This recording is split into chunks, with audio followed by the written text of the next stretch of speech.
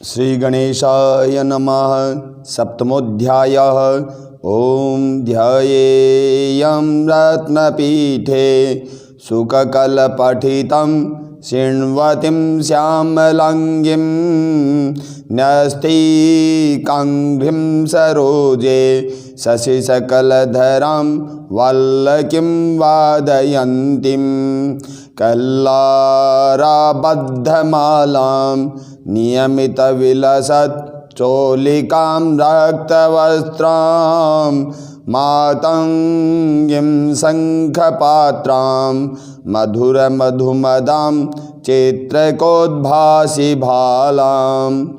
ओम ऋषिर्वाच आज्ञप्तास्ते ततो दैत्याश्चण्डमुण्डपुरोगमाः चतुरङ्गबलोपेता ययुरभ्युद्यतायुधाः ददृशुस्ते ततो देवी मिषद्धासां व्यवस्थितां सिंहस्योपरि शैलेन्द्र शृङ्गे महति काञ्चने ते दृष्ट्वा तां समादातु मुद्यमं चक्रुरुद्यताः आकृष्टचापासीधरास्तथान्ये तत्समीपगाः ततः कोपं चकारोचै रम्बिकातानरीन् प्रति कोपेन चास्या वदनं मसीवर्णमभूत्तदा भ्रुकुटिकुटिलात्तस्या ललाटफलकाद्रुतं काले करालवदना विनिष्क्रान्ता सिपासिनी विचित्रखट्वाङ्गधरा नरमाला विभूषणा द्वीपे चर्मपरिधाना शुष्कमांसातिभैरवा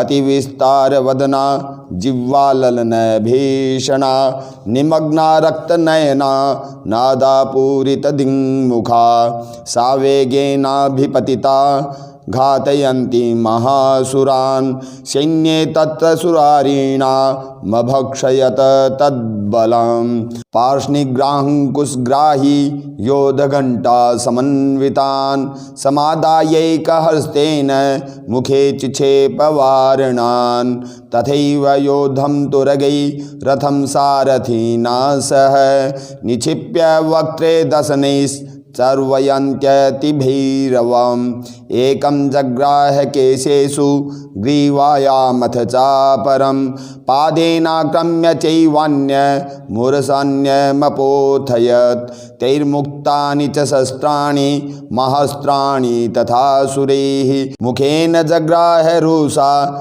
दशनैर्मथितान्यपि बलिनां तद्बलं सर्वमसुराणां दुरात्मनां ममर्दा भक्षयच्चान्या नन्याश्चाताडयत्तथा अशिनान्यहताः केचित् खट्वाङ्गताडिताः जग्मुर्विनाशमसुरा दन्ताग्राभिः हतास्तथा क्षणेन तद्बलं सर्वमसुराणां निपातितं दृष्ट्वा चण्डोऽभिदुद्राव तां कालीमतिभीषणां सर्वर्षै महाभीमैर्भीमाक्षीं तां महासुरः छादयामास चक्रैश्च मुण्डः क्षिप्तैः सहस्रशः तानि चक्राण्यनेकानि विस्मानानि तन्मुखं बभूर्यथार्कबिम्बानि सुबहूनि घनोदरं ततो जहासातिरुषा भीमं भैरवनादिनी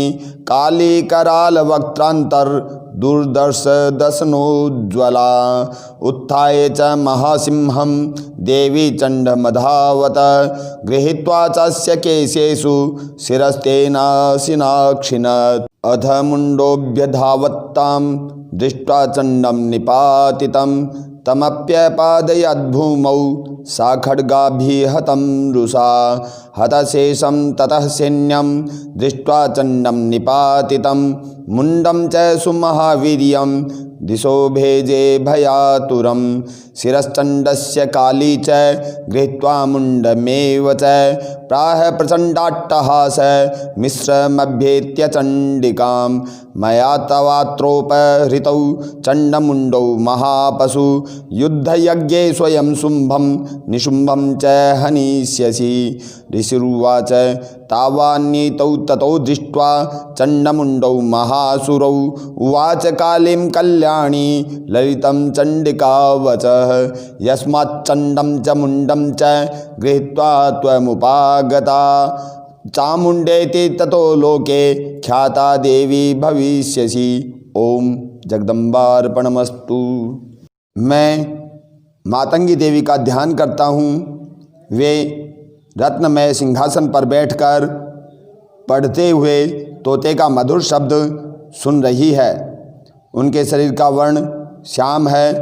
वे अपना एक पैर कमल पर रखे हुए हैं और मस्तक पर अर्धचंद्र धारण करती है तथा कल्लार पुष्पों की माला धारण किए वीणा बजाती हैं। उनके अंग में कसी हुई चोली शोभा पा रही है। वे लाल रंग की साड़ी पहने हाथ में शंख में पात्र लिए हुए हैं। उनके वदन पर मधु का हल्का हल्का प्रभाव जान पड़ता है और ललाट में बिंदी शोभा दे रही है। ऋषि कहते हैं तदनंतर शुंभ की आज्ञा पाकर वे चंडमुंड आदित्य चतुरंगिणी सेना के साथ अस्त्र शस्त्रों से सुसज्जित हो चल दिए। फिर गिरिराज हिमालय के स्वर्ण में ऊंचे शिखर पर पहुंचकर उन्होंने सिंह पर बैठी देवी को देखा। वे मंद मंद मुस्करा रही थी। उन्हें देखकर दैत्य लोग तत्परता से पकड़ने का उद्योग करने लगे। किसी ने धनुष तान लिया, किसी ने तलवार संभाल ली और कुछ लोग देवी के पास आकर खड़े हो गए। तब अंबिका ने उन शत्रुओं के प्रति बड़ा क्रोध किया। उस समय क्रोध के कारण उनका मुख काला पड़ गया, ललाट में भौहें टेढ़ी हो गई और वहाँ से तुरंत विकराल मुखी काली प्रकट हुई जो तलवार और पास लिए हुए थी। वे विचित्र खटवांग धारण किए और चित्ते की चर्म की साड़ी पहने नरमुंडों की माला से विभूषित थी। उनके शरीर का मांस सूख गया था, केवल हड्डियों का ढांचा था जिससे वे अत्यंत भयंकर जान पड़ती थी। उनका मुख बहुत विशाल था। जीभ लपलपाने के कारण वे और भी डरावनी प्रतीत होती थी। उनकी आंखें भीतर को धसी हुई थी और कुछ लाल थी।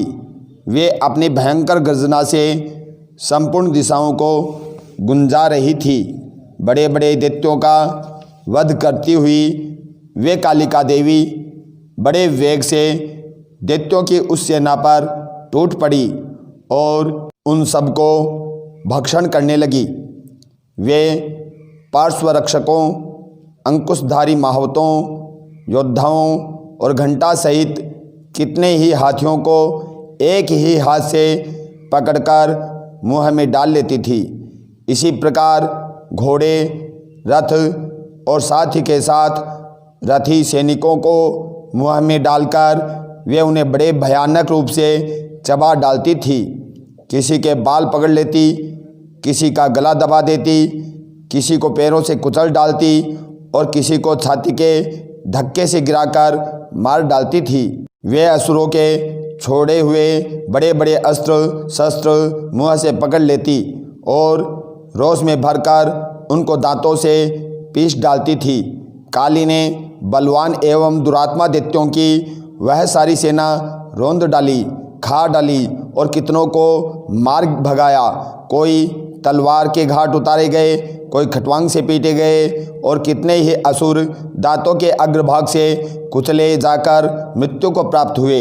इस प्रकार देवी ने असुरों की उस सारी सेना को क्षण भर में मार गिराया। यह देख चंड उन अत्यंत भयानक काली देवी की ओर दौड़ा तथा महादैत्य मुंड ने भी अत्यंत भयंकर बाणों की वर्षा से तथा हजारों बार चलाए हुए चक्रों से उन भयानक नेत्रों वाली देवी को आच्छादित कर दिया। वे अनेकों चक्र देवी के मुख में समाते हुए ऐसे जान पड़े मानो सूर्य के बहुतेरे मंडल बादलों के उदर में प्रवेश कर रहे हों। तब भयंकर गर्जना करने वाली काली ने अत्यंत रोष में भरकर विकट अट्टहास किया। उस समय उनके विकराल वदन के भीतर कठिनता से देखे जा सकने वाले दांतों की प्रभा से वे अत्यंत उज्ज्वल दिखाई देती थी।